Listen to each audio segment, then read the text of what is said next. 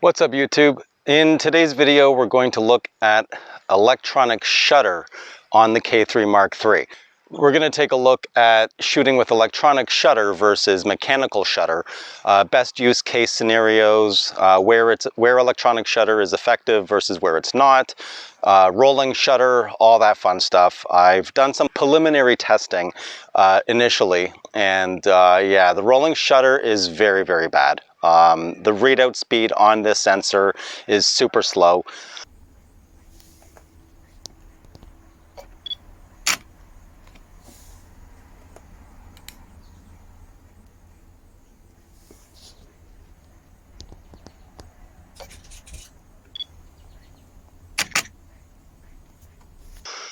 So it's basically just stationary subjects or subjects that aren't moving too quickly, where you would normally be able to get away with a slower shutter speed, because that's essentially what happens. You know, if you're not aware of how electronic shutter actually works, it basically draws, it's like a TV. It draws lines across each sector of the sensor itself. So line by line by line by line, starting from either the bottom to the top or top to the bottom. I don't know, it depends on how it's laid out. But it doesn't expose the entire sensor immediately how it does with the mechanical shutter, which is where you get rolling shutter, where things become on an angle when you're panning or things are in movement. So yeah, I've tried slow shutter speeds. I've tried all the way up to 16,000th of a second, which is the max shutter speed for electronic shutter on the K3 Mark III.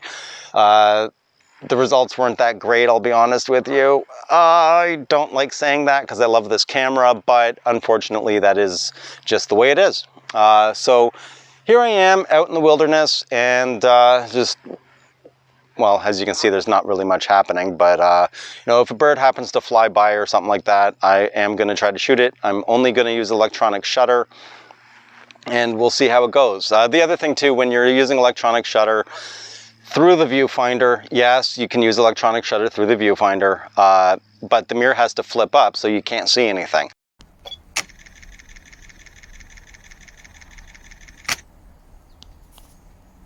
The other thing too is you cannot use flash with electronic shutter. My guess is because the readout speed is too slow, so it would not evenly be able to distribute light from the flash, because flashes flash very quickly. I was not trying to do a pun there, but flashes flash very, very quickly, like that. And the sensor would still be trying to read what's there. So that would give you an uneven exposure in the same frame, right? Bottom part would be dark, or the top part would be dark, the rest would be light, that kind of thing. But all right, well, I'm just gonna get some shots and then we'll talk about it after.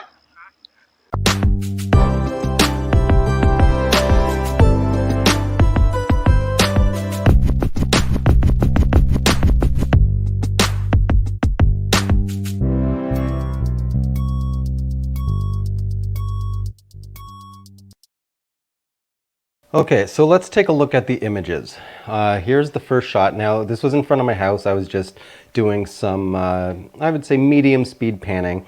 This was shot at 1/640th of a second in electronic shutter. And as you can clearly tell, everything is skewed. Everything is leaning to the right, okay? Now, as I go across, you'll notice everything's still leaning to the right. The vehicles seem like they're compressed, and obviously this is a slightly blurred image only because of the shutter speed versus the panning speed. But you can quickly and very easily tell that this is not right. The whole perspective is completely off.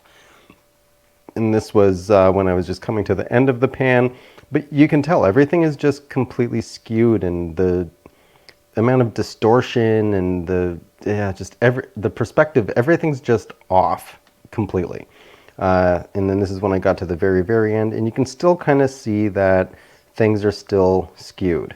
Let's move on. So this was at 1/12,800th of a second, and you can still tell that things are skewed. It's not quite as bad, but it's still, I mean, it doesn't seem as bad because this is, you know, it's not as blurred from the motion, but the skew itself is still pretty bad.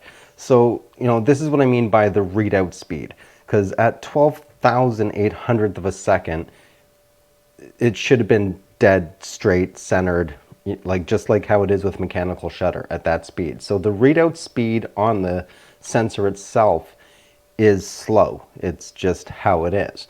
And this is when I was just coming to the end, but you can still see that things are skewed, right? And this truck is a little compressed across the windshield, should be a tad bit wider. You can see the wheel here on this neighbor's vehicle. It's taller top to bottom. It's more of like an oval shape. It's not quite completely round. You can still see this lamp post here slightly tilted off to the right. Same with this tree. You know, it's just not very good.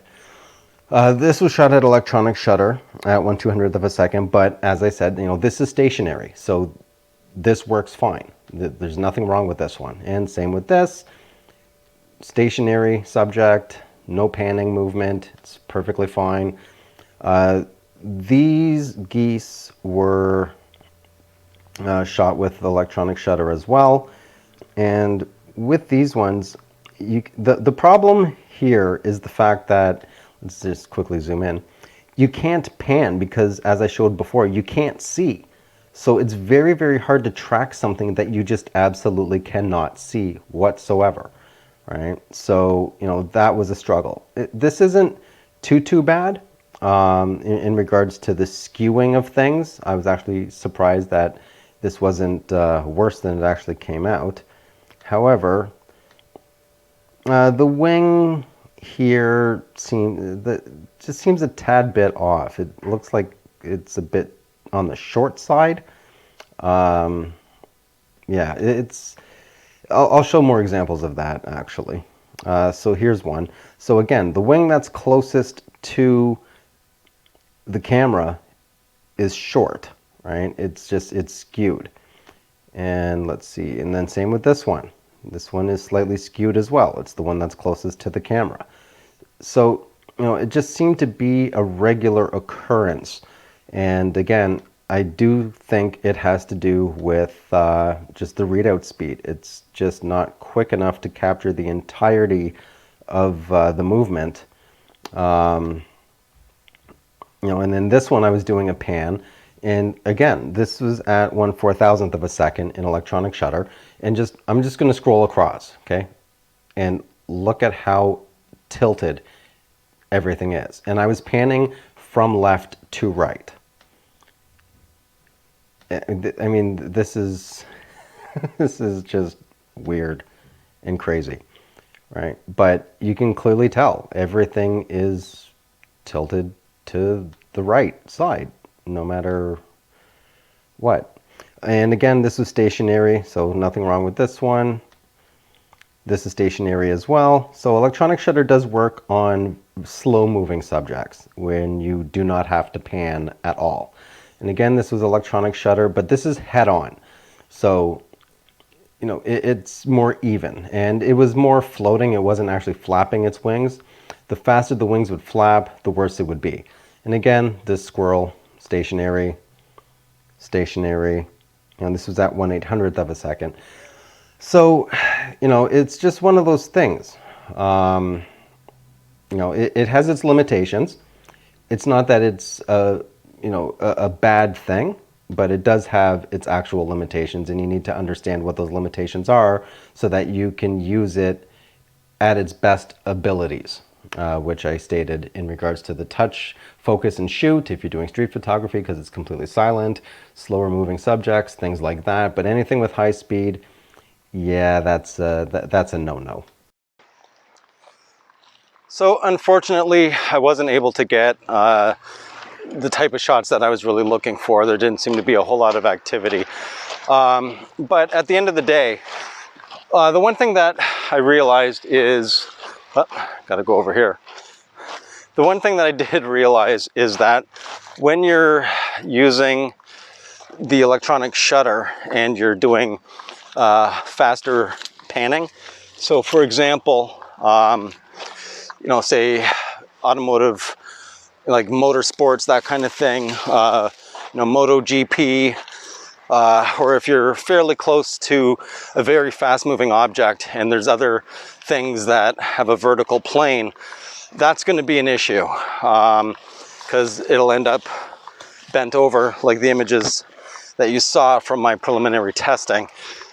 Slower birds in flight, it's actually okay, except for the fact that you can't see if you're bursting, because once the mirror moves up, that's it, it blocks the viewfinder. And as we know, contrast autofocus is fairly slow on Pentax cameras, so that's not really the best idea to use if you're trying to capture something in high speed. So yeah, at the end of the day, I mean, doing event photography, things like that, or street photography, if especially if you have the K-3 Mark III, you know, if you're going to use the live view and do the touch, focus, and shoot option, then yes, electronic shutter is awesome because it's completely and utterly silent. But other than that, it's pretty limited in regards to what use cases it actually is viable, unfortunately. But there you have it. That's the full thing. If you like the video, leave a like. If you haven't already, please do subscribe, always helps out. If you want to support the channel, that information's at the bottom of the description. And if you have any questions or comments, leave them down below, and you'll see me on my next video. I'm out. We're going to look into, you know, how effective is it? How does it, you know, is it any good, basically? And limitations within shooting with electronic viewfinder versus mechanical viewfinder.